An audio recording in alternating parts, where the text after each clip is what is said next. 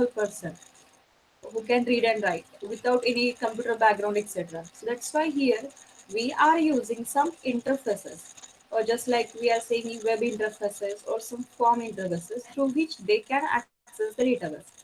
Next, navigation systems. These are related to the maps where the location-wise the information is stored. So here we have seen examples, and in medical sector also the databases are used to maintain the track of the patients and treatment they are going through. So after this, we have seen the purpose of database systems. So whenever we are dealing with the file system, we are having problems like data redundancy and inconsistency, because here if data is replicated in multiple files, we may not be able to keep all the copies of same data updated.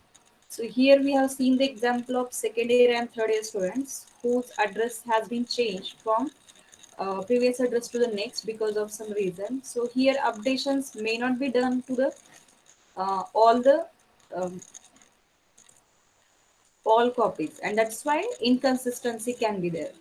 And again, difficulty in accessing the data, because here files may be in different formats, and because of which accessing the same data maybe take much more time.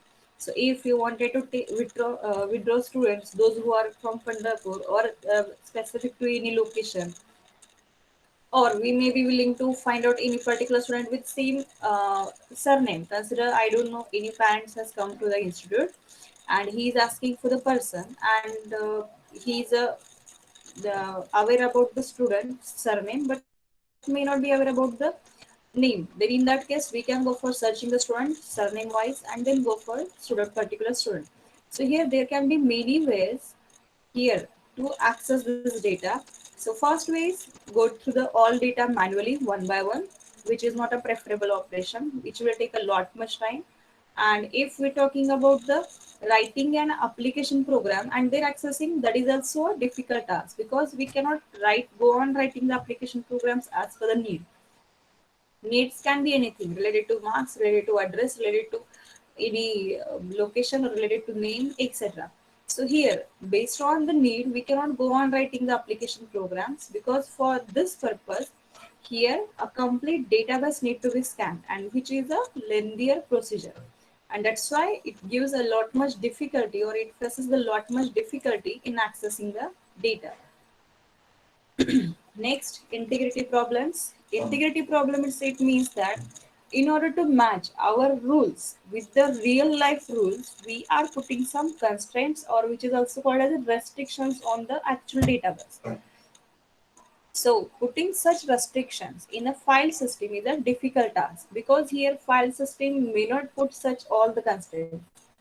So here one of the examples is account balance should not be less than 0. If this is my requirement, Word file or Excel file or any other file cannot put such contents for the balance field, because balance here there is no restriction can be assigned on any column, etc.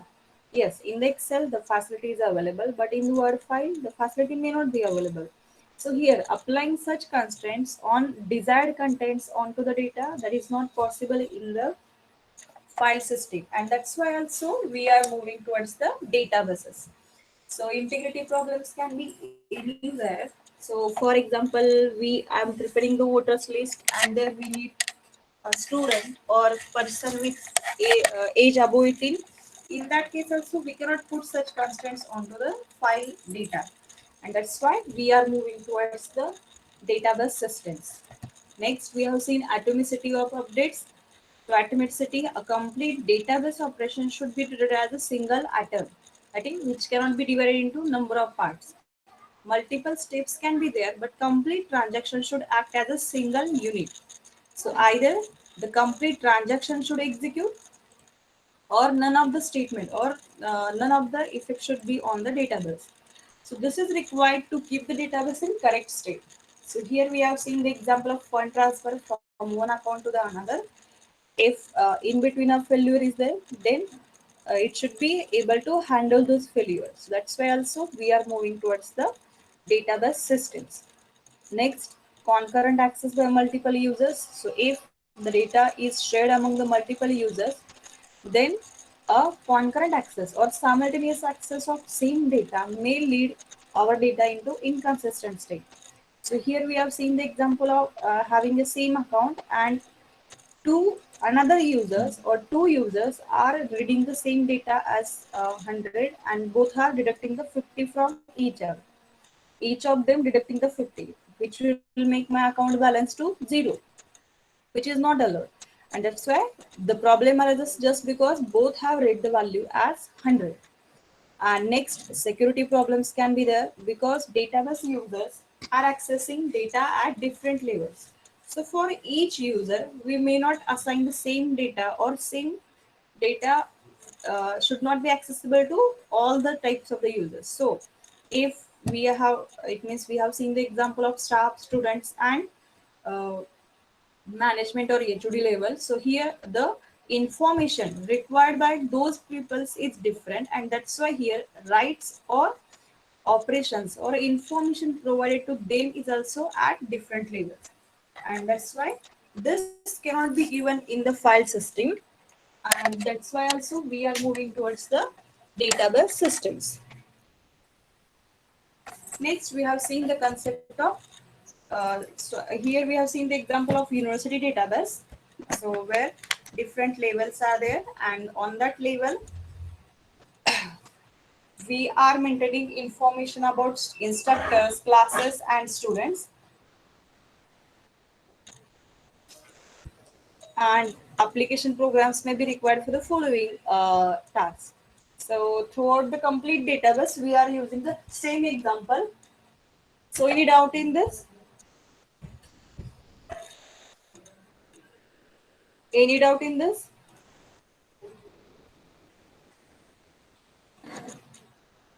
Now we will move towards the third point in the syllabus, view of data. So here we are seeing the concept of data abstraction. Data abstraction, it means that here, whatever the users of database is there, the complexity of data structure through which the data has been stored, that should be hidden from the database users. And that's why here we are using a concept of data abstraction. So data abstraction, this word you might have heard in the programming languages. Here we are hiding the complexity behind the architectures. There are three levels of the data abstraction. So here we have seen the example of this: physical level, logical level, and view level. So here physical level deals with the physical architecture of the database system. Logical level deals, here we are dealing how the data is stored, which data structures are used.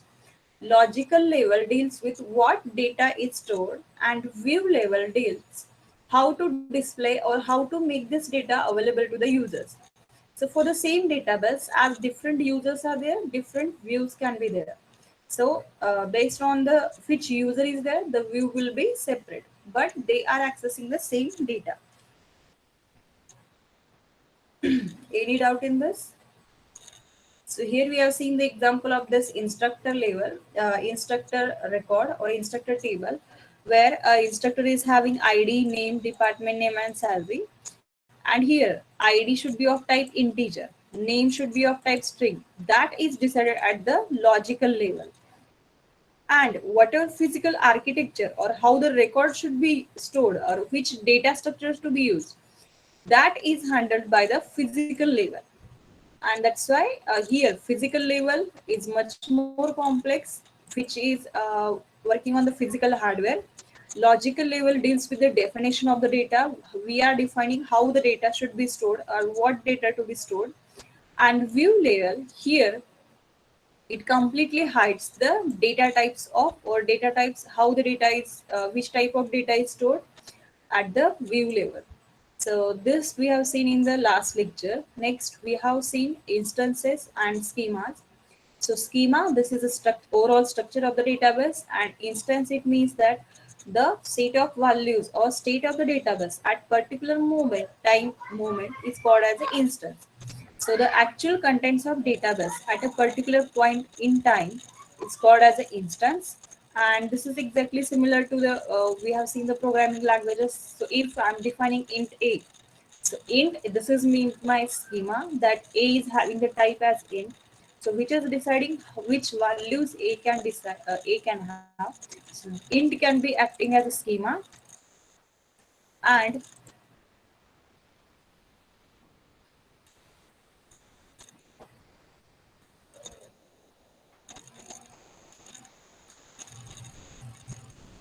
still anybody remain to join?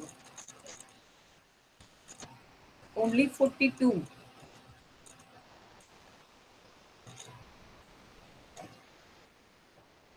Please don't leave the class in between, else I keep on adding you.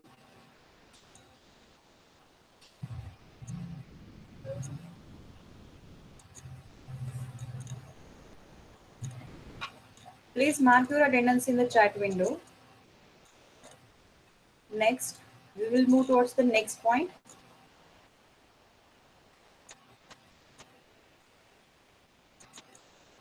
Physical data independence. So physical data independence here it means that this is a, so here we have seen the three levels: physical level, logical level, and view level. So physical data independence it means that the ability to modify the physical schema without changing the logical schema. That is called as a physical data independence. Here this point means that here if we are able to change here the physical hardware or physical level structure without changing this logical level.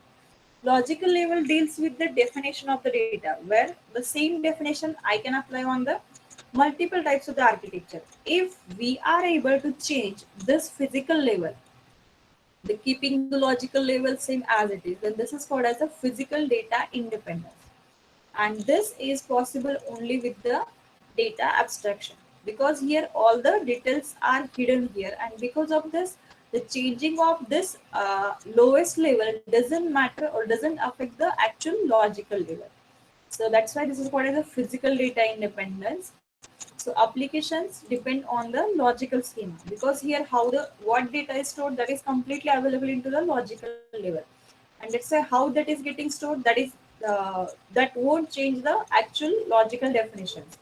And that's why here physical data independence we can achieve, because here physical schema we can change without changing the logical schema.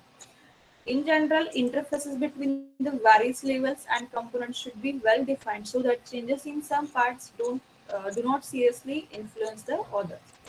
So here, this won't change the changing of data, even though I am performing insert, delete, update, etc. operations. This won't change the actual structure of my physical schema. So that is the meaning of this physical data independence. Next, data definition language. So data definition here, the this DDL gives the complete definition: data, definition, and language. So here DDL, this is one of the types of SQL queries.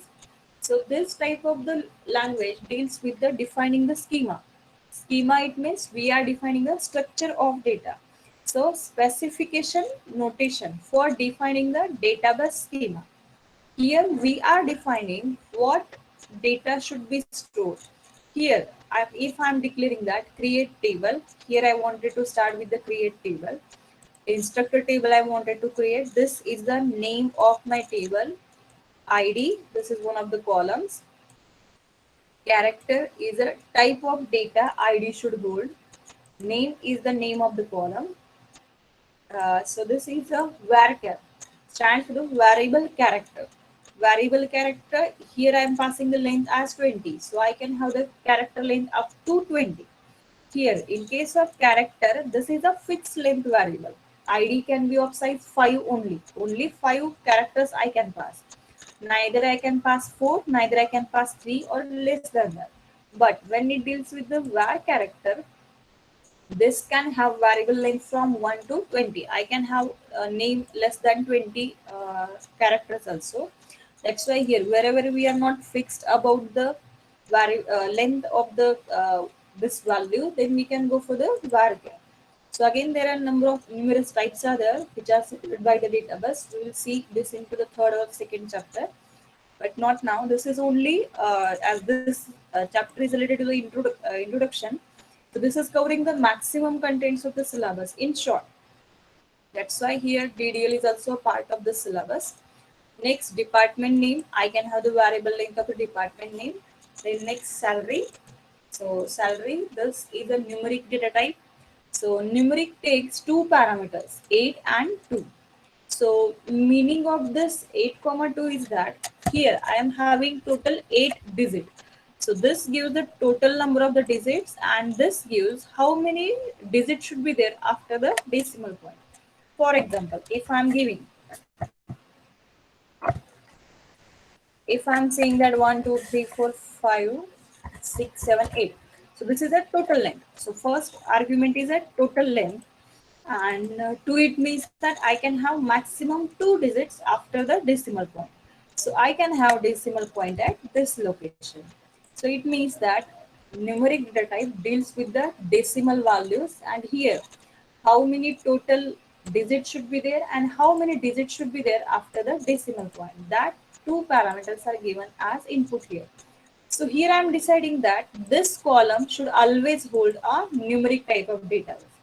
So such restrictions we cannot give in file tables. So here, whenever we are creating a table here, the ID column will always accept a character value of length 5. So name will always accept a character value up to length 20. Up to length 20. Department also will take the value up to length 20 of characters. And salary, this will always take our numeric values and always of size this much. So this means that here I can have only 6 digits into the integer part. Neither I can have my decimal point at this position. That is, yes, this is allowed. That is only 5 are there. Only 1 is there. Yes, that is allowed. But here, instead of that, if I am giving my decimal point at this location, 7 and point 0.8.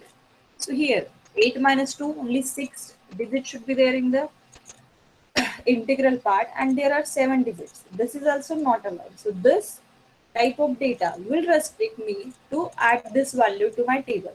So this means that there can be only 6 digits into the integral part, and there can be only, Hello, ma'am.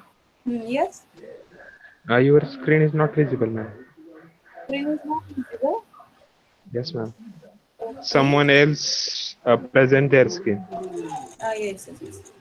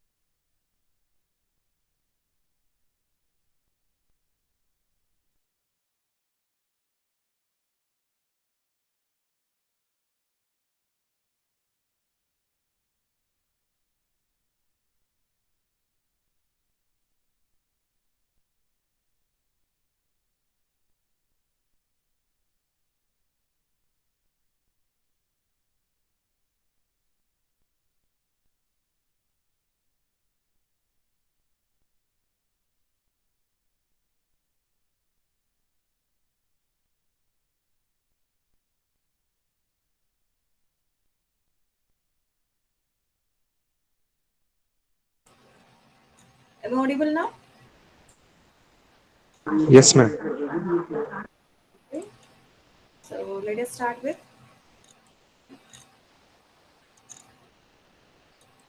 So please guys, you are attending this Google Meet since I don't remember how many days are there. I think in from the few of the months.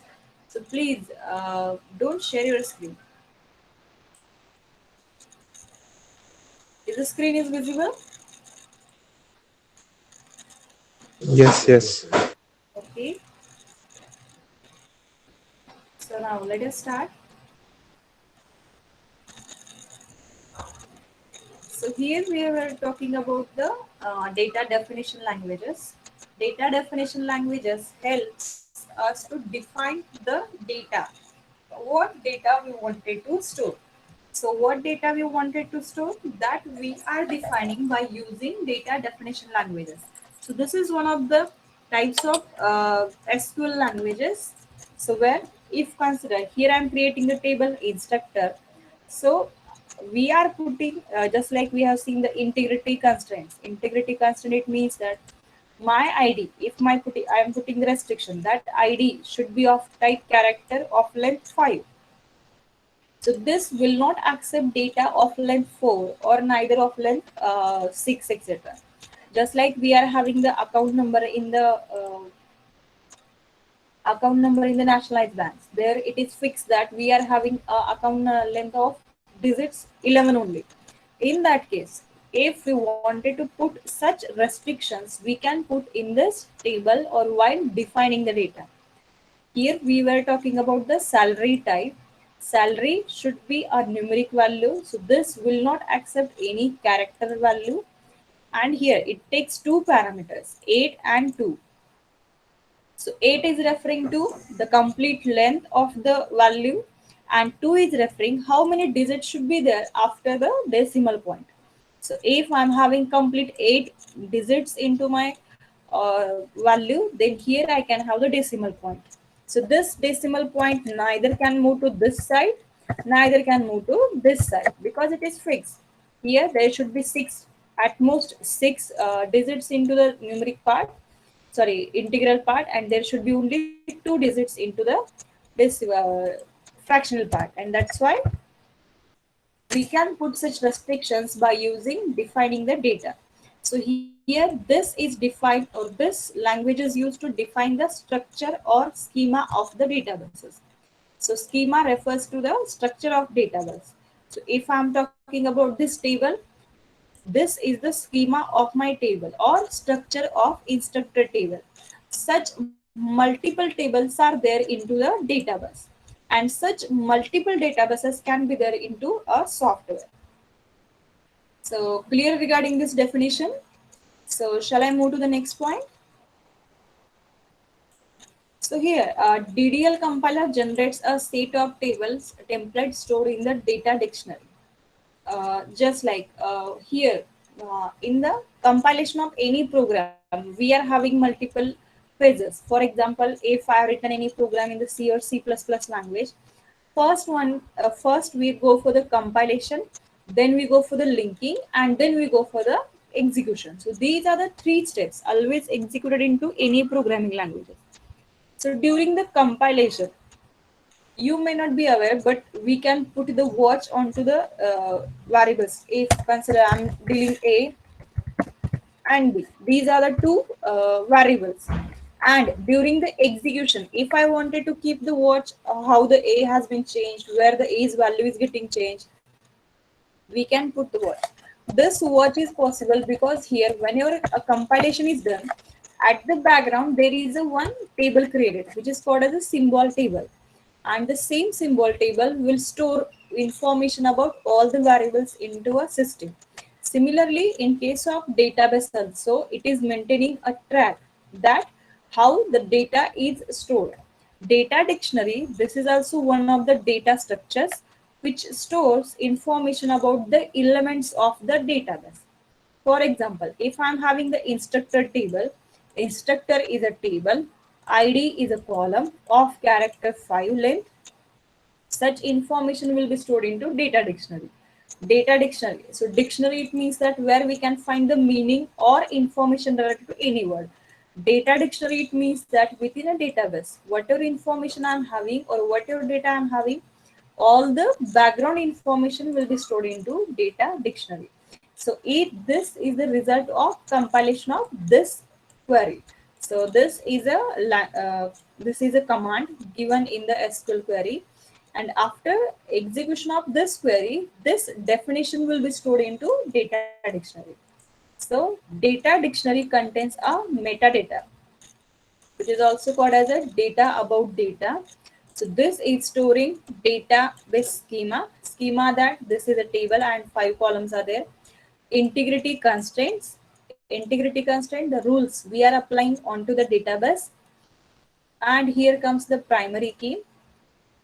Primary key, right now we will not deal with this. Primary key, simply I will say that this is a key or this is an attribute through which a person is find out with the uniqueness. For example, I will deal with this table. So in this table, if consider I wanted to find out only Einstein. So there can be multiple person with the same name can be there. So it means that by only using the name, I cannot find out the person Einstein. If I'm using the department name along with that, and there can be two Einstein into the physics department also. That's why here we will be using an ID attribute. ID attribute which the each person will get a unique ID or the non-repeatable ID which is a must field, compulsory field. And by using this ID, I can find out every person, every instructor in my table uniquely. So primary key is an attribute by using which we can find out any entry or any record uniquely into the database. So just like in the university, if I wanted to find out a particular student without any of the confusion, I will use the PRN number of the person. PRN number, this is a unique value given to every student, and that's why that can be acting as a primary key. And next, here data dictionary also store the information about the authorization. Authorization, who can access what data. For example, instructor table is not allowed for the students, but this is only allowed to the instructors. Within the instructor, HOD and staffs are there. HOD will be having separate fields and staff will be having separate fields for the access. And that's why here authorization, this information is also stored into data dictionary. So initially this seems to be very difficult, but it's not. So if you are having the doubt, please let me know so that we can move to the next point. If you are having the doubt, we can go for explanation, else we'll go for the next point. Yes? Ma'am, in the DDL, I would like to add some points. Means DDL will convert the user statement into table format. Is it right? Yes? Okay. Then, means how means it is act as ma'am interpreter. Now, how it is act as a compiler, because DML is it act as a compiler and DDL is a act as a interpreter. No, no, no. Okay, my first question is whether this query or any statement will get compiled. No, it is just means converted into table format. Okay, first question, what is difference between compiler and interpreter? Uh, Means it execute means interpreter line by line. Line by line. And what is the meaning by compiler?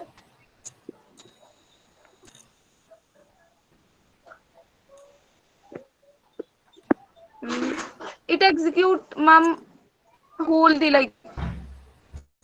No, compiler doesn't execute any of the statement. It just Huh. creates an equivalent object notations or machine language statement for the given statement. So interpreter, this means that if I'm saying that this is my table, then it will generate equivalent definition for that. Interpreter, it means that here we are storing the information about this. Interpreter, it checks errors also, whether there is a problem in the definition, etc. Here, this is also dealing with the semantics and syntax of the definition. And that's why here we can say that this is also checking whether this query is right or wrong. And the same job is performed by the compiler also. Compiler will check whether syntax and semantics is right or not, whether if this definition is there or there is not semicolon or any bracket is not completed. This all things will be checked by the compiler. And in the same way, interpreter will also check whether brackets are not completed, whether comma is there, or whether there is one more bracket is there and unnecessarily I'm giving the definition. So all these things will be also checked by the interpreter. So here the note, it means my intention to use the compiler word is that here after the compilation there is always a statement which acts as some or which is having some effect onto the database or effect onto the display, etc. But when it deals with the interpreter, interpreter will perform changes but not in the actual database, but this will result into definition getting stored into the data dictionary. So we are having these all points in the architecture itself. So here during the architecture you will know that yes you were right at the point, but this doesn't mean that this query will not get compiled, etc. Here query will get compiled by the interpreter itself. Interpreter will also check the semantics and syntax of the query and then store the equivalent definitions into the database.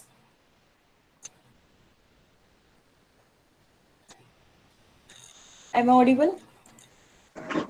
Yes, ma'am. Okay. So is that your question to your answer? Yes, ma'am. Okay. So now let us move to the next point. Data manipulation languages. So here, simply creating a blank table, that is the job of this data definition and putting the restrictions. But this language cannot insert data into that tables, and that's why we are using some another type of the SQL query language, that is a data manipulation language. Data manipulation, it means that we can go for adding the data, removing the data, changing the data, or reading the data. So these are the operations which we perform onto the database.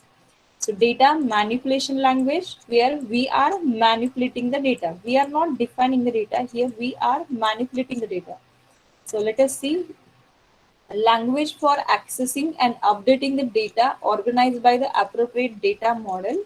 So right, next, DML also known as query language. Query language, it means here SQL query. This it means a database. Whenever we are dealing with the database operations, this query language is always used. We don't use PL, that is programming language, or any other language. But for the DML, we use another word as a query language. So there are basically two types of the data manipulation languages: procedural DML and declarative DML. Procedural DML, it means that require a user to specify what data are needed and how to get those data. Procedural DML, it means that along with the query, it means if I'm saying that I need all the students from the Solapur, here it means that here I'm specifying what data is required, and also I will give procedure how that data can be get to me. It means how that data can be retrieved. So here procedural DML, it means that here along with the what data is required, we are getting a procedure how to get those data. And that's why this concept is called as a procedural DML. And next type is a declarative DML. Here only what data is required, that is given, but how to get those data, that is not given. So require a user to specify what data are needed without specifying how to get those data. So at the start, I can say that here a relational algebra is an example of this language, relational algebra. And for declarative, we are having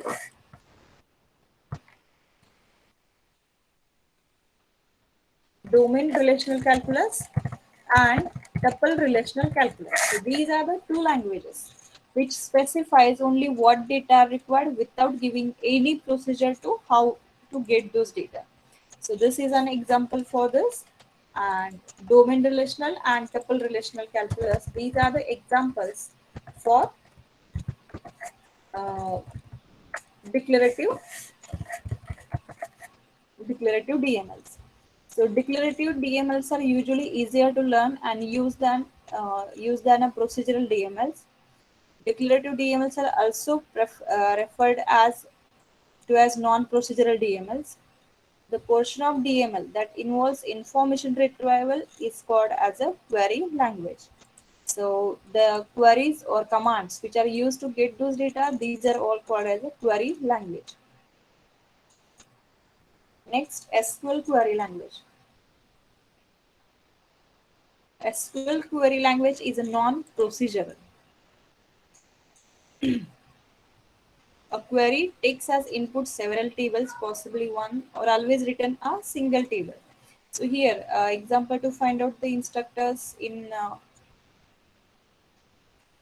computer science department. So if we are saying we need all the instructors from the computer language, then we can say that select name instructor department.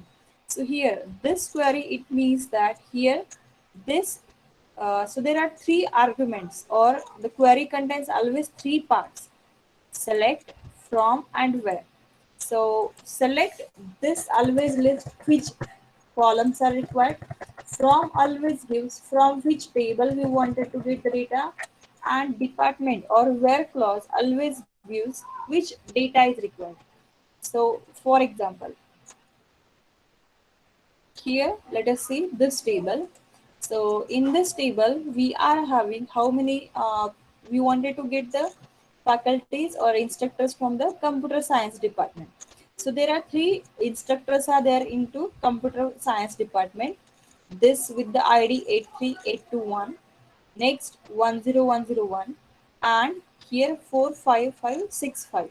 So these three are the instructors which are belonging to this. So here right now the table name is instructor, and we wanted to get the name of that person. So for this purpose we are using this DML query, uh, data data reading the query. So name is my column name, instructor is my table, and department name should be computer science. So this is how we are writing the SQL query. So this chapter doesn't take it means seems to be very deep, because here as an introduction is there, much more details are covered, much more points are covered. But don't worry about the SQL queries. We are having third chapter in much more detail from the start, how to write SQL queries. So SQL is not a Turing machine equivalent language. To be able to compute complex functions, SQL is usually embedded in some higher level languages. So here we are using SQL along with the Java or C Sharp or any other programming languages also we can use. So there are again, it means SQL queries are taken with the other programming languages for the access, because here any application, even though I'm using simply any form related to any forms, or related to any web page access, there in the web pages whenever we submit the form, at this point the information made available into the form is stored at the database. So storing, there will be a query written for the insertion of data or adding of the data. That's why here SQL will always used with the uh, other programming languages. So there can be application programs generally access databases through one of the ways, that is language extension to allow embedded SQLs, and application program interface like ODBC, JDBC, which allows SQL queries to be sent to a database. So these are the ways through which we can access the database.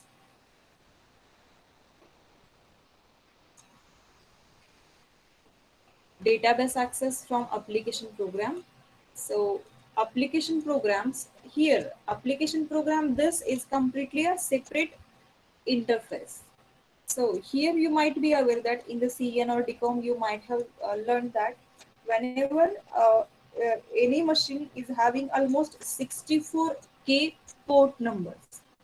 So these many ports are there, and for each application, whatever we install on our machine, a separate port number is assigned.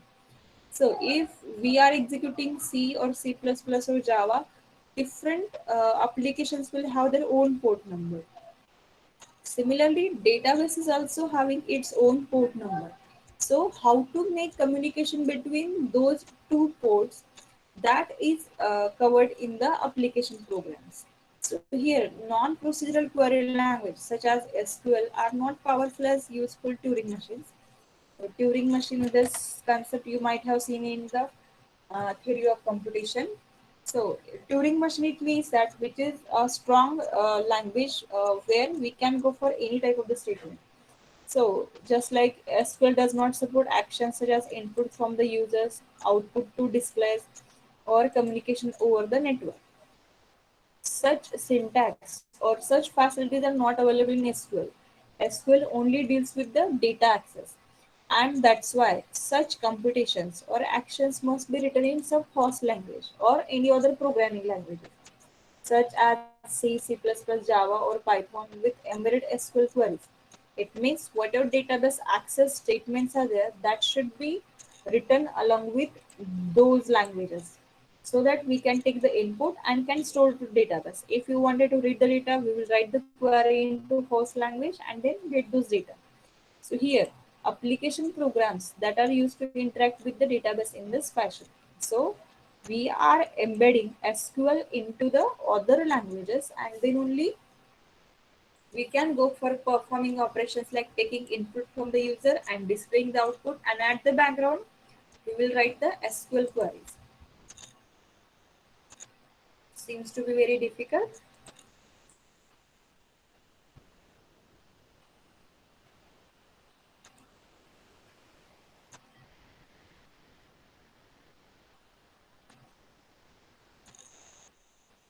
Okay. Next, a database design. So the process of designing general structure of the database is, first we create the logical design, that is deciding on to the database schema, what data we wanted to store, how we wanted to store, that is dealing with the logical design. And database design requires what we find a good collection of relational schema. So here a number of relations are created to store the database, and then we are uh, creating a databases. So here business decisions are made. It means here if I'm saying that what attributes should be record into the database. For example, if I wanted to store the student's data, so here I will store the PRN number of the student, I will store name of the student, I will store address of the student.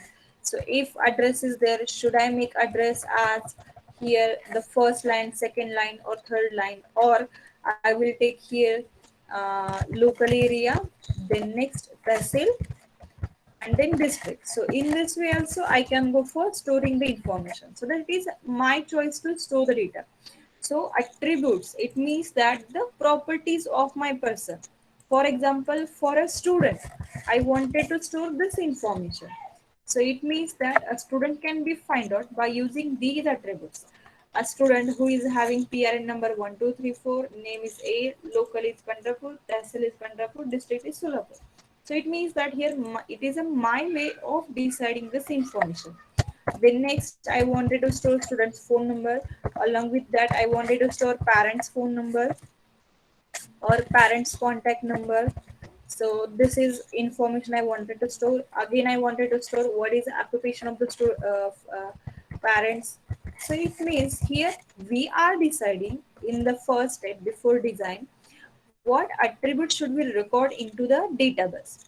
So here which attributes, whether occupation only this much is sufficient, or here along with the occupation of father, if I need occupation of mother, that also we can say, or we can say how many members of the family are there. This information is irrelevant, but still if we decided to store this information, we can. And that's why here a business decision, it means that which information is required for the our application or database, that is decided in this first step. And here we are storing, and in the second phase, so this is my first phase to decide what information or what attribute to be stored. And in the computer science decision, what relation schema should we have, and how should the attributes be distributed among the various relation schemas. So here it means that here I have decided that how many members of the family are there. Okay, So this is the information I have made available, and then here I am storing the age of the person and marks of SSC, marks of HSC, and then CET, etc. So here, do you think that this personal information of student, that parents, age, family, etc., this information should be stored along with this marks of students, because marks will be required frequently whenever we are going for the placement, etc. We frequently use this data, and that's why here, in order to access those data, we cannot handle this data unnecessarily. So what we will do, instead of storing all this information into a single relation, we will go for two relations. First, student academic info, and next will be stored personal info.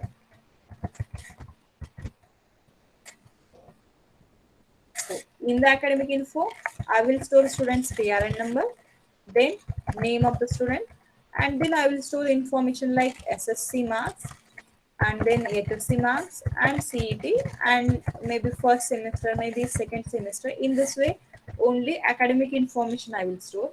And here I will store the information of the student like PRN number, and then I will store the local, what is the local area, then this personal information I will store into some another relation, so that whenever any need comes to access the academic information, this table should be different. Within this table, this extra storage or extra memory will not get waste to check the details, and this information will remain at the another side, so that we will be it will be easy for us to access this data. Again, here PRN number should be of type int, or it should be of type long, or it should be of type character. That is also decided as a computer science decision. Computer science decision, it means that here we are deciding what relational schemas should we have here. If we are dealing with the age, here we can put the restriction that age should be always less than 18. Then this restriction we can put into the computer science decisions, that relation schemas. Whenever we are deciding the schema will put this restriction onto my data. Should we have, how should the attributes be distributed among the various relation schemas? Again, so this here, if we have seen the example of student, similarly we can have information related to the instructor, information related to the department. How should we go for having single relation or multiple relations, which information to be stored? That is uh, decisions made into logical design. So logical design deals with business decision, what attributes should be stored, and how these attributes should be divided into number of relations. And then we can go for physical design. Physical design deciding on the physical layout of the database. So here physical layout or physical structure of the database is decided. So let me have the doubts in this.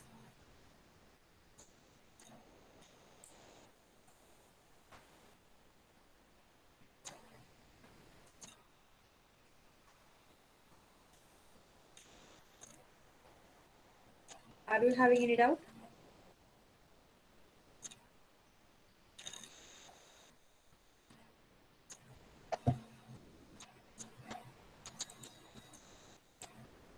Okay. Now let us move to the next, database engine. So database system is partitioned into modules that deals with the each of the responsibilities of overall system.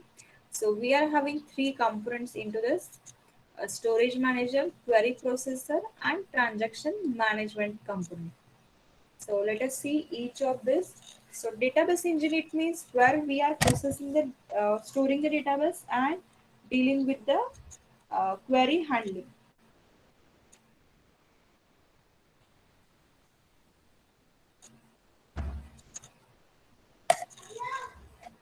So a storage manager. A storage manager, a program module that provides interface between a low-level data stored in the database and the application programs and queries submitted to the system. So here, a storage manager is a component of database system that provides the interface between low level data. So this is always acting as a low level data stored in the database and application programs and queries submitted to the system. Here, storage manager. This always deals with the storing the data at low level and getting those data at the higher level whenever a query is fired. So this is responsible for following tasks: interaction with the OS file manager, efficient storing, retrieving and updating of data. Storage manager components include authorization of data.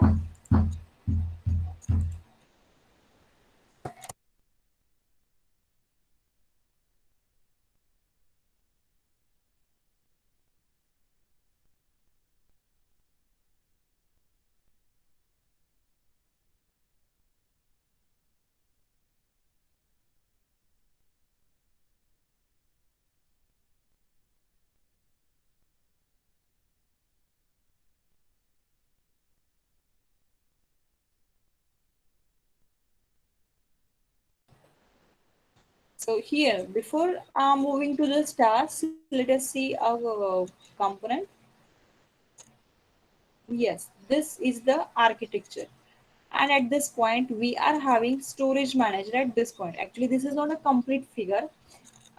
Complete figure is having users at this level. There are three levels are there: storage manager, query processor, and at this level, some users are there. You will see into this figure. Yes, here are the database users. So this complete architecture, we are not studying into a single point. There are multiple points which are involved in this figure. Here query processor component we can see, and here below that we are having a storage manager. Storage manager is at this point, query processor, and above the database users are there. So here the job of storage manager is to get the queries which are compiled and are having some output plan, process here, categorize into this, and then get those data and display the result. So this is acting as an interface where a low level data, whatever data stored at this database is there, send those data to the users. So this is always responsible for interaction with the file manager. So here my file manager is there. So let us see which are the functions of this database storage manager. So storage manager is responsible for following tasks: interaction with the OS file manager, efficient storing and retrieving and updating of data.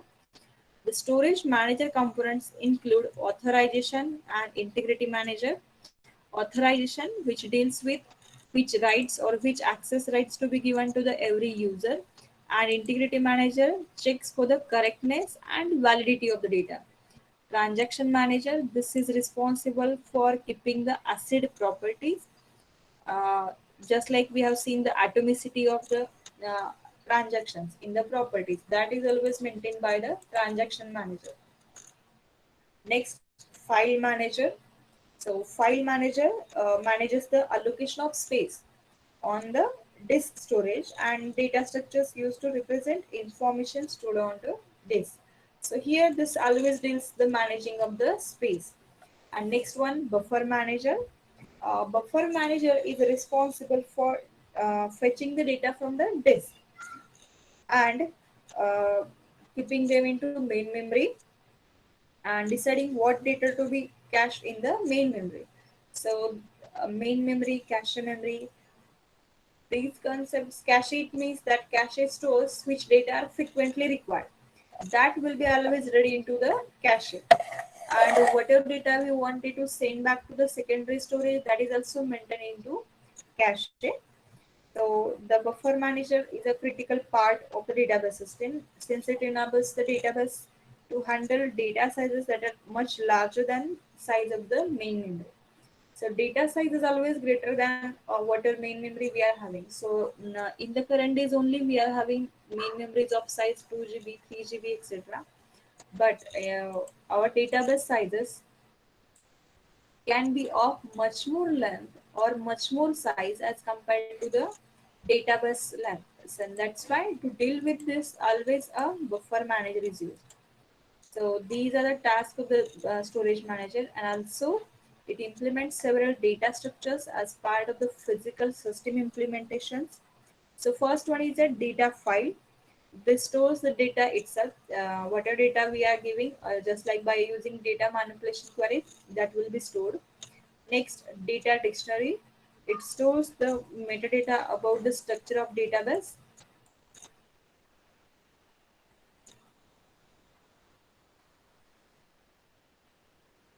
It stores the structure of database, in particular the schema of the database.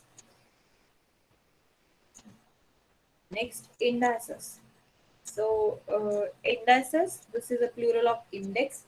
So index is a data structure, so which is used for the fast access of the data. So index, just like we are having index for the textbook, where after looking, if we are looking for particular content, we can check into the index and can go to the that page number directly. The same is with the database. So indices, these are the fast way to access the data items, and hashing is also another alternative way to go for the indices. So indices, these are based on few of the columns. For example, instructor table we have seen, so we can have index onto the ID, we can have index into the on the name, etc. On attributes, the indices are based, and that's why whenever we are firing the query, first we can see into the index, and then we can go for the direct record into the database if it is available. So database index provides pointers to those data items that hold a particular value. Next, query processor. So query processor is having following components. So let us see into the figure which are the components. So here we can see DDL interpreter is there, DML queries are there, DML compiler and organizer is there, compiler and linker is there, application program, object code, and query evolution engine is there. So these are the components of the query processor are there. So first is a DDL interpreter. So DDL interpreter interprets the DDL statements and records definition in the data dictionary. So here interpreting, this means that here this will check syntax and semantics, whether the query is correct, whether query syntax is correct, or whether there can be a possible some meaning can be there if we are creating any table, etc. And if so, this will record this definition into the data dictionary. So there is output of this interpreter statement is just like a blank structure will be there. Blank structure it will create, and within that we can go on adding the data items. So here interpreter, difference between compiler and interpreter is there. Interpreter doesn't produce any equivalent object code, etc., but compiler produce any equivalent binary or executable code which results into some statement after the execution. So here interpreter, which interprets DDL statements and records the definition in the data dictionary. So DML compiler translates DML statements in a query language. So query language in into an evolution plan consisting of low-level instructions that the query evolution engine understands. So here, for example, if I'm having consider A equal to B plus C plus D plus E. So this addition I wanted to perform. In order to perform addition, there are two ways. First thing is that I can perform B plus C. Then I can perform whatever output I am getting. Let us see. After that, whatever output say output 1 is there. To that output 1, I can add output 1 plus D will be there. Then output 2. To that output 2, we can go for output 2 plus A. So this is how we can perform the addition. This is the first way. And second way is that we can go for performing B plus C into the into the first stage, and we can go for D plus E into the same step. That is, there will be another output simultaneously going on. So here, this is my first way, addition of first two elements and then one by one. This will be a second way, and then I can go for output 1 plus output 2. So this is how it means we can perform the same statement execution in multiple ways. Similarly, there are multiple ways through which we can go for firing the query.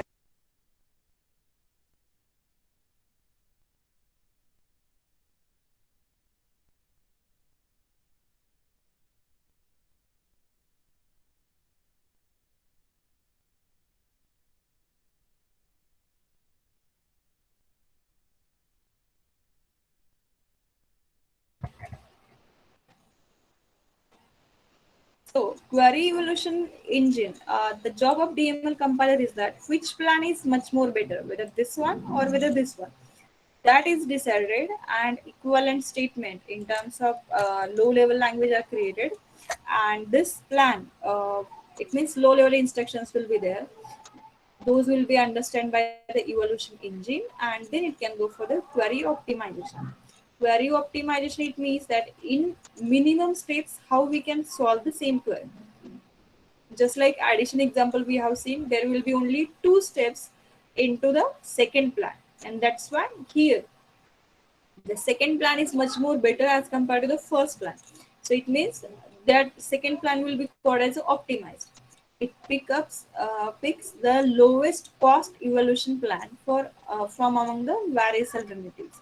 So there can be multiple ways to solve the queries, and out of that, which is much more cheaper or much more lowest cost will be there, that plan will be selected, and query optimization will be done through that.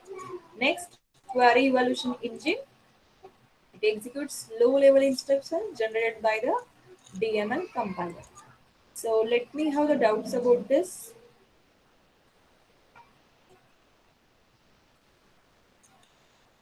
Let me have the doubts about this.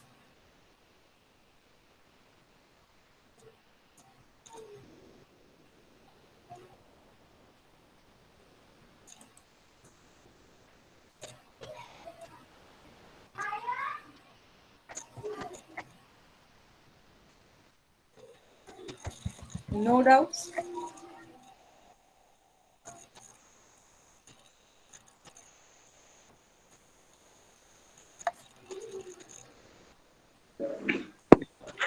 No, ma'am, no doubts. Sure. Okay, let Yes. us move to the next point.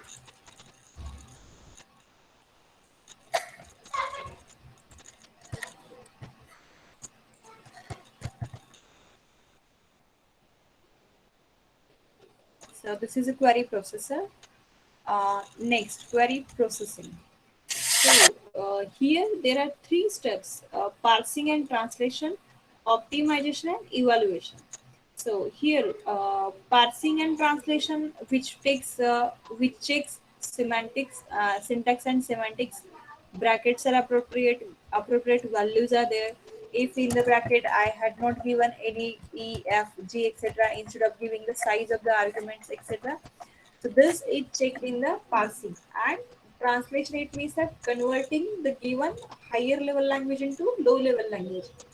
SQL is also human readable language, and which cannot be understood by the machine during the execution, and that's why translation into low level language is done at the first step only.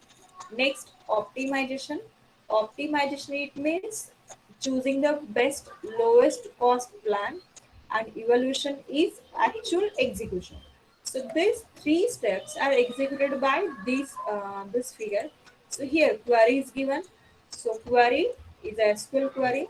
So parser and translation, this will perform parsing and translation. So this will convert the given SQL query language into equivalent relational algebra expression. Then that will be given to the optimizer. So optimizer will always use statistics about the data, which are the plans by using which we can go for the lowest plan that is chosen. And then from that, optimizer will choose the execution plan, the best lowest cost plan.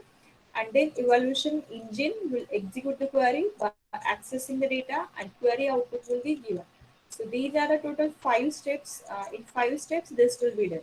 So SQL language is based on the relational algebra. Relational algebra, this is the model on which there are many languages decided. So here, the parser and translator will convert that expression into equivalent relational algebra expression. Next is a transaction manager. So transaction manager, transaction management. We have seen the example of fund transfer. That we can see that there is a single transaction is there. Single transaction which consists of multiple operations. So a transaction is a collection of operations that perform a single logical function in a database application. So here, complete operation, that is transfer of funds, that is taken as a single logical operation. That is, there is no matter, it means how many steps are involved, but logically that is only single operation. So transaction management components ensure that database remains in a consistent or correct state despite system failures. For example, there can be a power failure or operating system crash will be there, or transaction failures also can be there. So even though these problems are there, still database will be into the correct state. And next, concurrency control manager, which controls interaction among the concurrent transactions to ensure the consistency of the database. If simultaneous access is there, still my database should remain into consistent or correct state. That is maintained by the concurrency control manager. So this is regarding the components of the transaction manager. Next, we will start with the database architecture. So there are based on the structure, underlying structure, there are multiple types are there. So first is centralized database. Centralized database, it means that there is only single source of the data. So one to few cores will be there.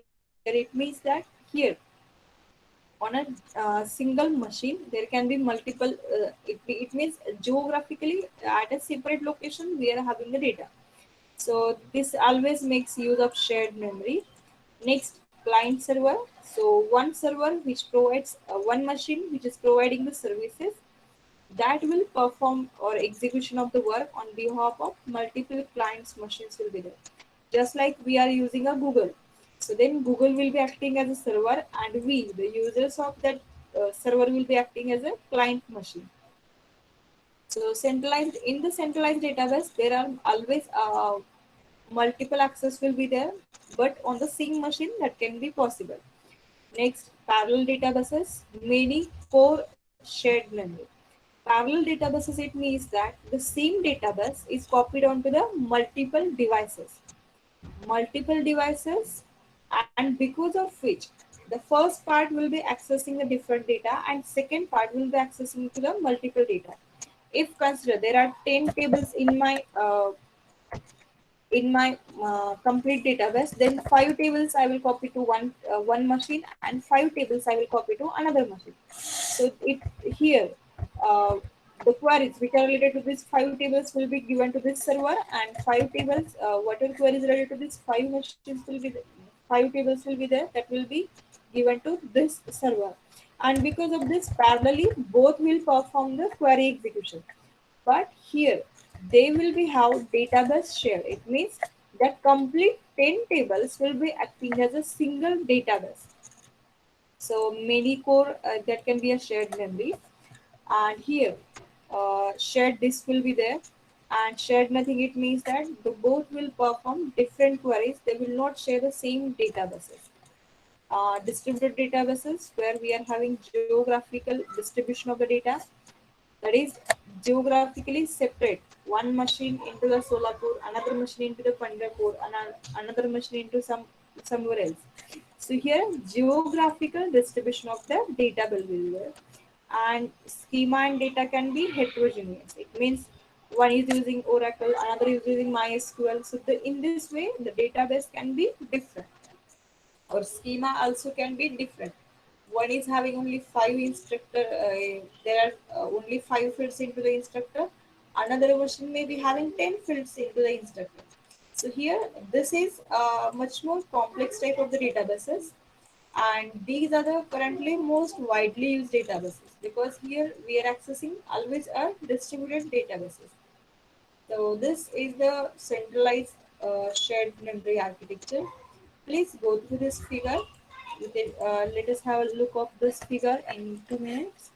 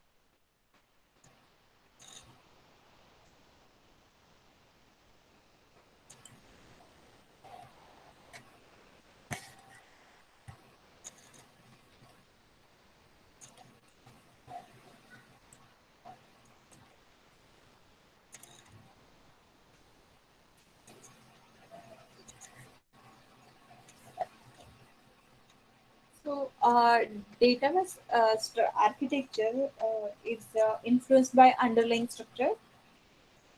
That is just like whether it is client server or whether it is centralized or whether it is a shared memory, etc.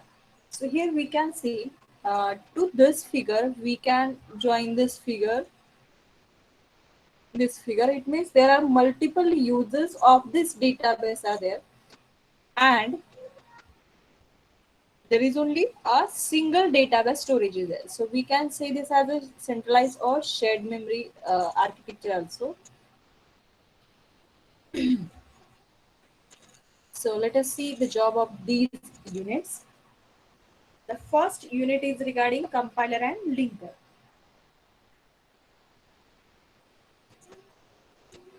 So compiler and linker will read the DML queries and convert into equivalent source, convert into evaluation engine. So convert into translate these queries and then send to the query evaluation engine for the execution. Next, DML queries will be read here. So let us see first we can go with this figure. So application program may be having some queries related to database access. So that queries will be sent to this DML queries. So this will again perform the compilation of the queries. And after the compilation, this will be sent for the execution. And basis on the execution, this will decide whether the query is available into buffer manager or queries has to be sent to the file manager, or it need to check whether authorization and integrity manager and send to the transaction manager. So on this query type, this will decide where to send this query and then access those data. So in the database, we are having units like actual data, indices based on the data, and there is also unit a data dictionary. Data dictionary, this will always store information about the DDL queries and schema information. Indices, these are the data structures which are used for the fast access of data, and data is a actual data. So next one is a statistical data. So this type of data, it means just like we are making some conclusions. For example, if I'm having the result of all the students, and on that data, if I'm calculating average result or percentage of the students passed or percentage of the students failed, what is the percentage of subject result? So that is always acting as a statistical data where we are making some conclusions on the data. So this is somewhat higher level of the data, and many of the database systems may not support this kinds of the data. So here average, mean, etc., these are the lowest levels of the functions we are performing. But when it deals with the higher more and more of data, this gets much more difficult to implement those functions, and this is always not supported by the every database management system. Next, DDL queries. So this will make entry into a data dictionary after the query execution. Database applications. So database applications are usually into two or three parts: two tier and three tier. The two tier application resides at the client machine where it invokes a database system functionality at the server machine. And three tier, it means that the client machine act as a front end and do not contain any direct database calls. So here the direct database call is there, and here we don't have any direct database call. The client end communicates with an application server usually through a form interface, and then application server in turn communicates with the database system to access that data. So this figure gives the complete idea about this two tier and three tier. So two tier, it means that user will use some application just like MySQL, etc., and from that it will directly access the database. So these two machines are connected to the network. Here, application I can use just like I'm using some web interfaces or any browser for accessing the data, and through browser a database I can access. But in case of three tier architecture, here user will send information to the client, application client. So this form, for example, we are submitting data to some registration form. To that registration form, this will be using some application server, and through that application server only we can go for the database system access. So direct database access is not possible here. Application server will always decide how to get those data, convert the user queries into the equivalent database statement, and then get those data. So in case of web-based applications, this structure is used in general. So this is used for the large applications, and wherever very few applications are there, we can go. It means few users, very less users of the database are there. In that case, two-tier architecture is used, and whenever there are large number of clients are there, within that, to distribute few of the functionality, this structure is used. So here, this is because here application server will take much more load of handling the user request, and that's why here load on the database system will be less as compared to the two-tier architecture.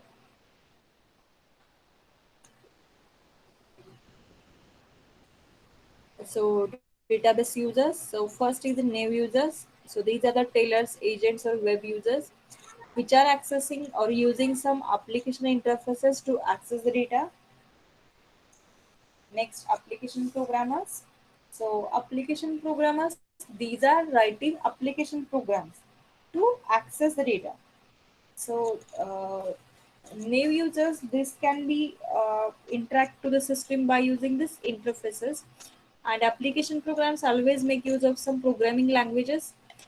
With these programming language, programs will be converted into after the compilation and linking. There will be SQL queries or database queries hidden within that. So that will be sent for the compilation or given to the DML queries, and then for the compilation. And these compilers will go for convert these into query evaluation queries, and then can be accessed the database. And application programs also develop some tools, or they are using some tools like rapid application development, or some tools to access the data. They don't access database directly. Through that tools only they can access the data. Next, sophisticated users. So these are not using or these are not interacting with the these are not writing any application programs for using the database.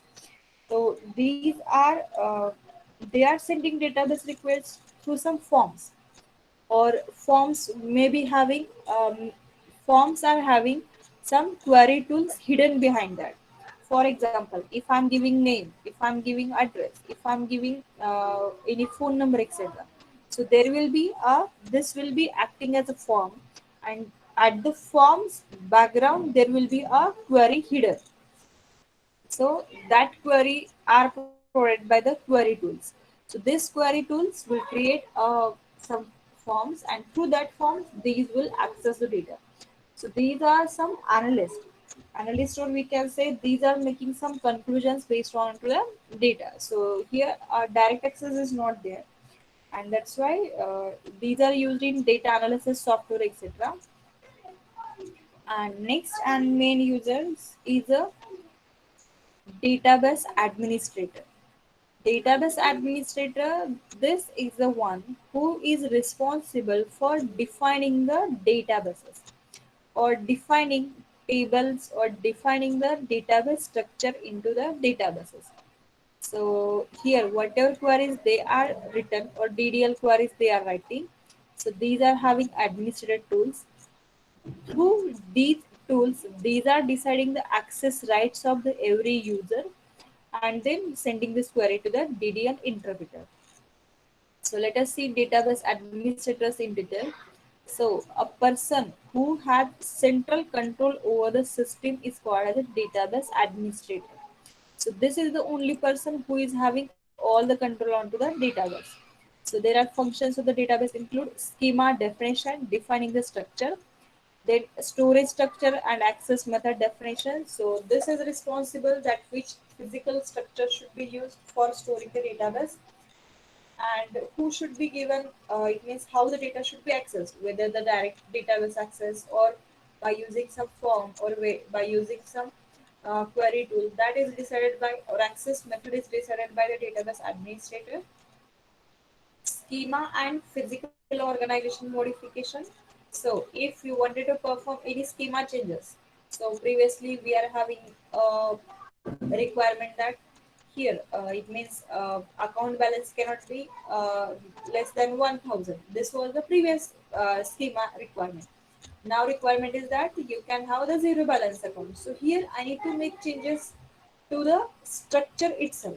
Previously, structure was not allowing 500 as an account balance. Now it allows. So here, what to be schema to be changed, that is also decided by the database administrator. Physical organization modification. If today I am having only 10 users to the database, and that's why single machine is sufficient.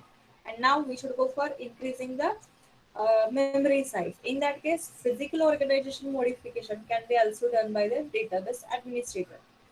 Next, granting of authorization for data access. If consider my database administrator allows the HOD to read the table, if tomorrow he allows faculties to read the complete table. So here granting the authorization, that is also decided by the database administrator. Next, routine maintenance. Routine maintenance may include periodically check whether sufficient size is there, where we can go for adding the person or adding the users, periodically back up the database. So here, whatever data we are currently using, if consider my database is of 10 days back and currently we may not use the 10 days database, only I need to use the today and yesterday's and day after yesterday's data. Then we need to keep the backup of previous data so that there should not be much more load onto the system. So here periodically back up the data so that if any loss is there, still we can recover the data, ensuring the enough free disk available for normal operations and upgrading the disk spaces required. So here, this is also responsible for keeping the backup and ensuring the free space, monitoring the jobs running on the database. That database administrator will also check that performance is not degraded by using very costly operations or very simple operations are done because of which there is not much more load on the system. That is also checked by the database administrator. So administrator is responsible for having the central control over the database. So granting authorization may include rights like whether only read operation is allowed, or whether user can perform addition of data, or whether user can perform deletion of the data. So there are different granting authorizations are there, or authorizations are of different types, and that's why here database administrator is responsible for that, whether to assign read write access, or whether to allow only modification, or whether to allow only delete operation, or whether any user can or whether any user can add another user. So all these operations are always done by the database administrator, and that's why this is having the central control. Next, let us move to the last point of the first chapter. So, history of database systems. So, database systems are evolved from the very large, it means very initial stages. So, there is always information available with every organization. It is not thing that today only we are using the information. No, it is a very uh, previous times when the information is processed.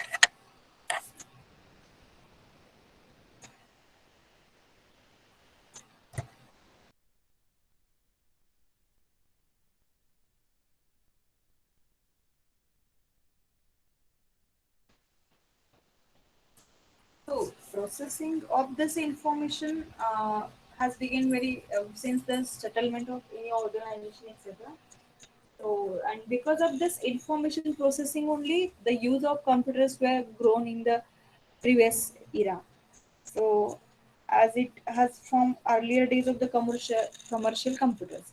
So in fact, it means many organizations use only computers just because to maintain the information.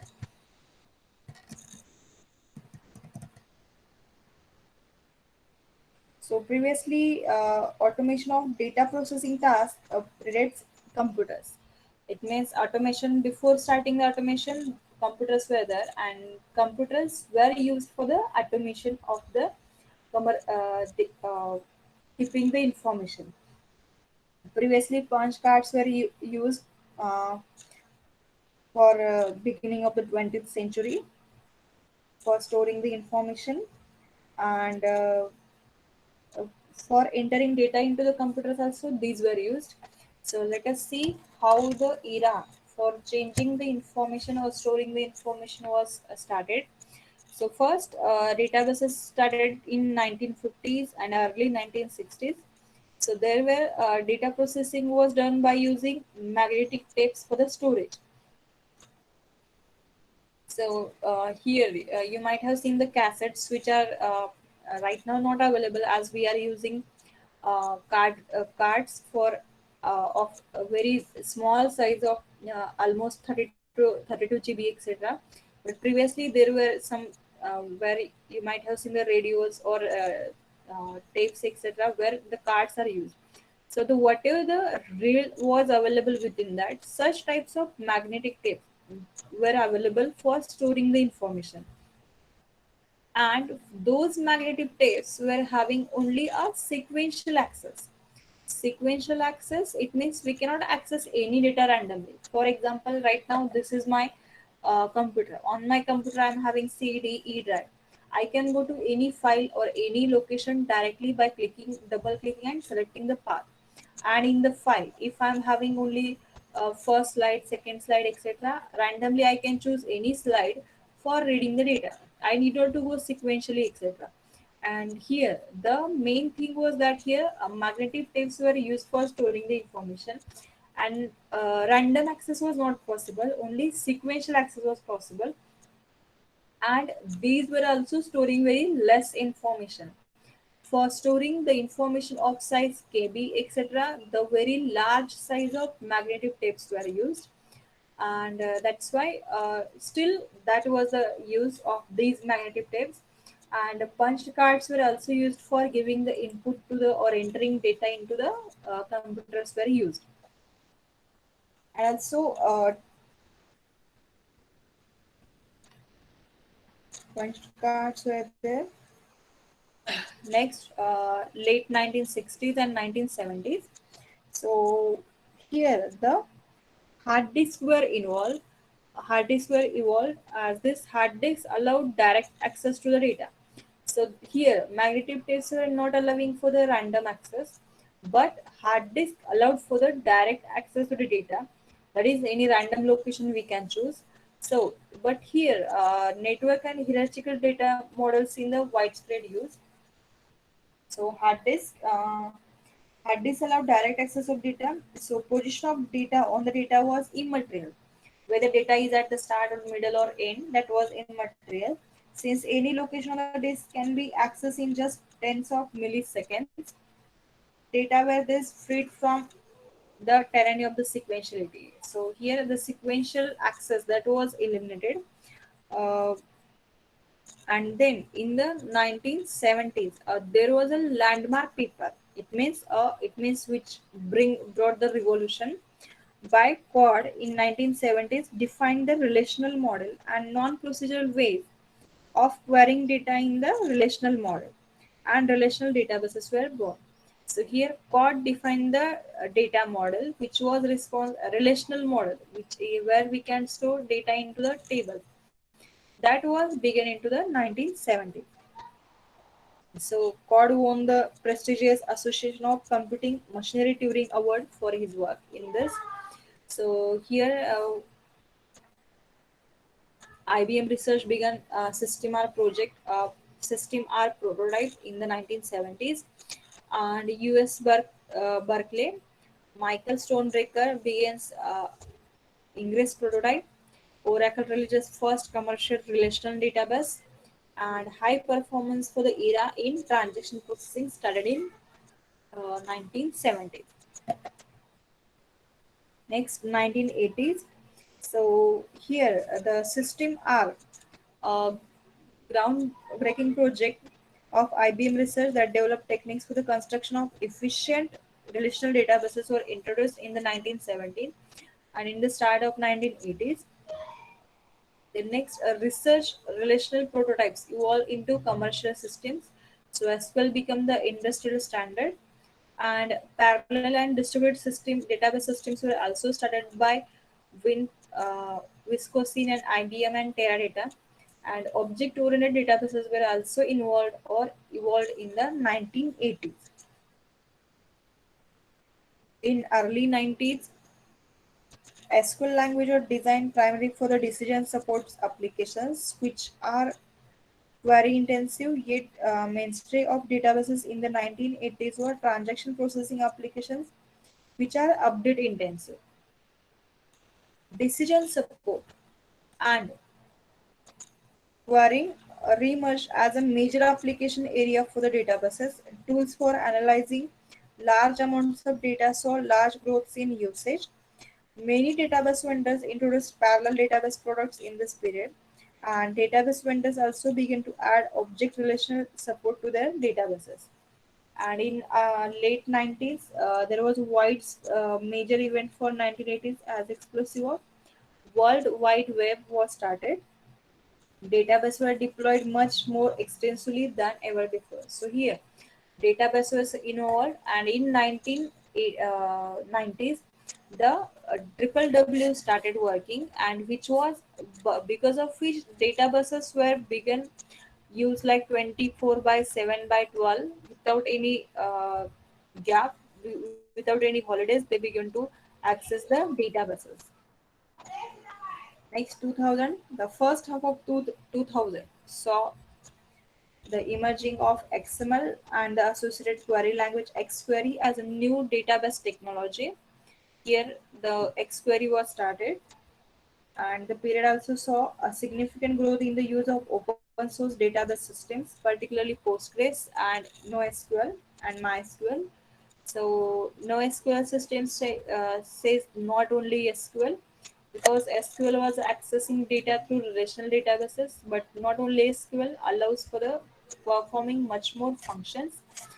And here, big data storage systems, Google, Bigtable, Yahoo, Peanuts, and Amazon, these were started in the 2000, and they were accessing the data much more in the larger scale. So in the 2000 also it started to big data analytics beyond SQL, MapReduce and friends. So here, big data analytics, it means that SQL is having the fixed structure, fixed algorithm, fixed type of the data. But big data analytics, it means that have you seen? You might be using social sites like Facebook or LinkedIn or WhatsApp, etc. So there is no any restriction given onto the data. So comments can be in any language. There can be a smiley or there emoji, etc. Or there can be a image or there can be GIF. So there is no restriction onto the type of data. So how to handle those types of the data, unstructured data, that started began to process into the big data analytics. Big data analytics, large and much more data is being processed, and from that analysis is done to make some conclusions. And in 2010, SQL was reloaded. So SQL is acting as a front end to the map reduce system. So this is a part of big data map and reduce. So this is a structure which is used for working of the big data, and massively parallel database systems were started and multi-core main memory databases were started. So here we can see the main memories in terms of GB, TB, etc.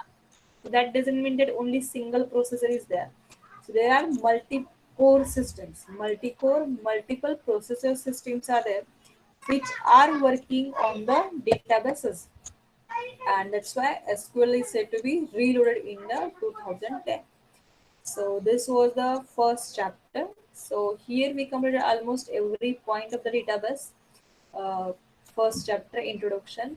So this chapter seems to be very difficult because difficult to digest because it covers almost every point of the syllabus, every point of the all chapters, and that's why initially this seems very difficult, but it is not that much difficult. So here we have covered these points. So let us go through the assignment questions for this.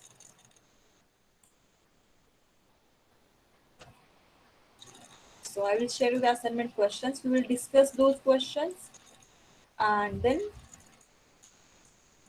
we will stop the today's Ma'am, lecture. Yes. I have doubt. Yes.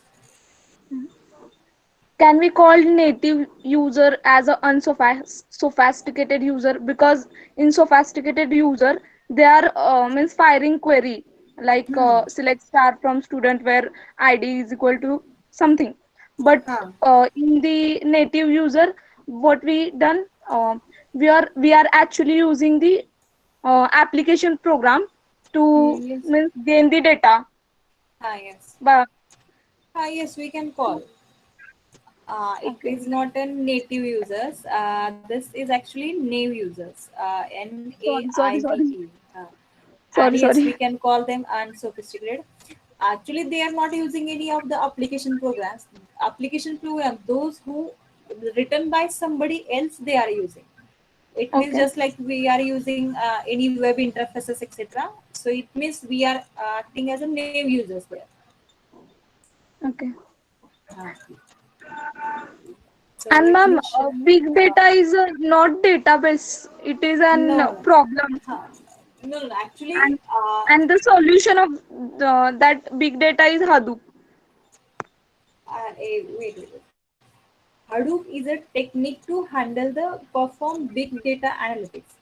Okay, Big data analytics, it means that how to handle that data. That it means whatever technique we are using. Yes, Hadoop is one of the techniques that is handling the data, and how to handle big data that is decided by the analysts.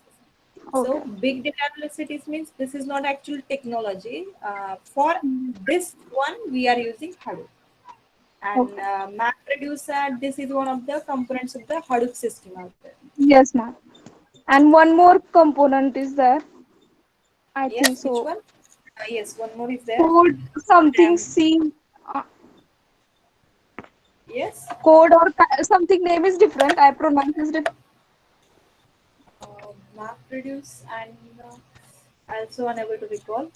because two partner are developed it. So they are Ah, yes, giving the yes. name. Yes. Two components are there, but I am unable to recall that Actually, ma'am, some. Yes, it is starting from C. That only I know. it Actually, is I also starting. forget because I have listened this before 2 years ago. Uh, and I had taught MDSI almost 3 years before, and that's why I am also unable to recall that concept. But let it Okay, be. then. I wanted to share actually assignment with you. Okay, ma'am.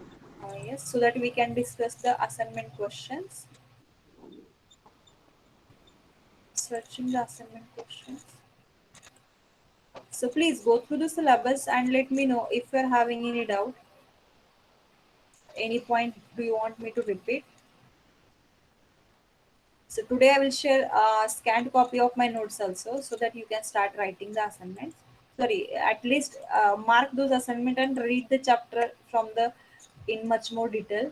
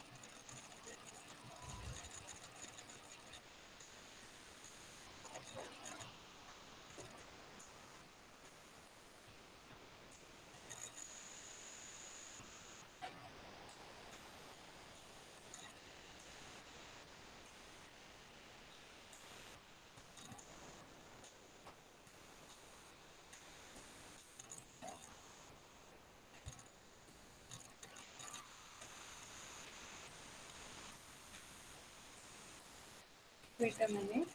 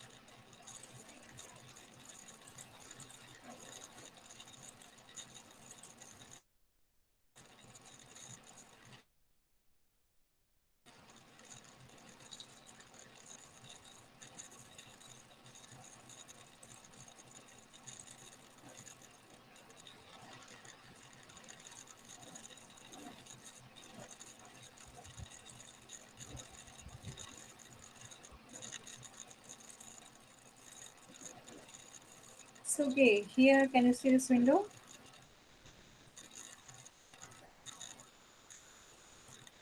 Okay, is this window clearly visible? Is this window clearly visible? Yes, ma'am. Okay. So let us go to the Yes, madam. assignment questions. So here, a data dictionary is a special file that contains. So what can be the answer for this? Go through the options.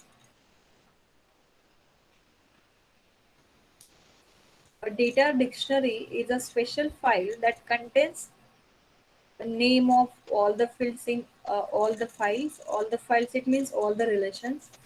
The width of all the fields in all files. The type of all the fields in all files. And all of the above. Which one?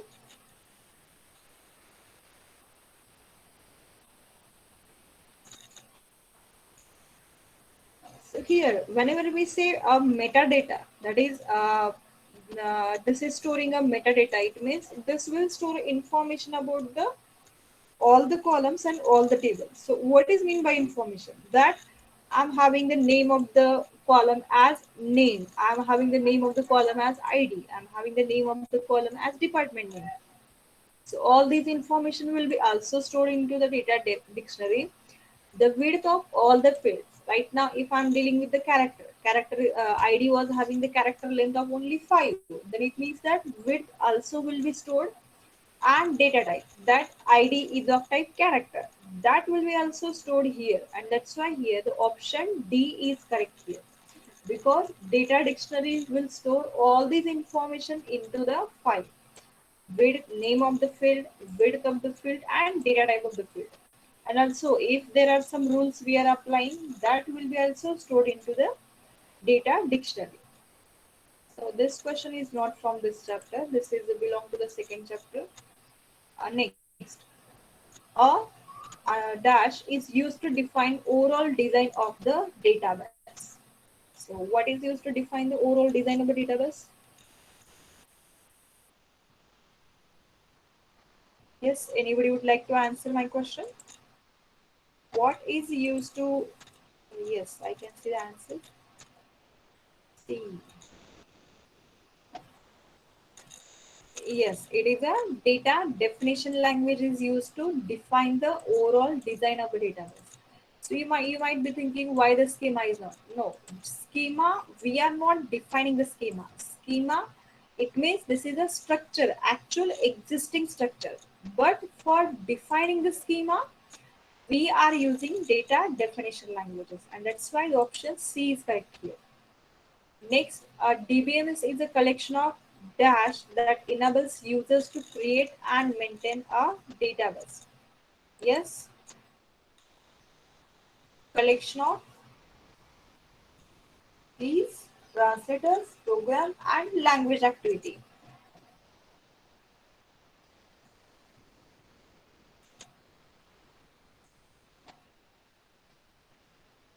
No, not A. Keys doesn't enable me to create and maintain a database. It is the only program. So it is a DBMS contains programs. DBMS provides me the programs through which I can create my database and maintain a database. That's why here option C is correct. So next question, which contain information about a file needed by the system programs for accessing the file record. So actually here this question was asked in 2010, but as I'm covering all the types of the MCQ, that's why even though data dictionary is not in much more detail for syllabus to you, this question we will handle. So here we want to check which contain information about a file. We want information about the file, not the file actual, and that's why which option can be correct here. So this is a general knowledge question. Any option? C.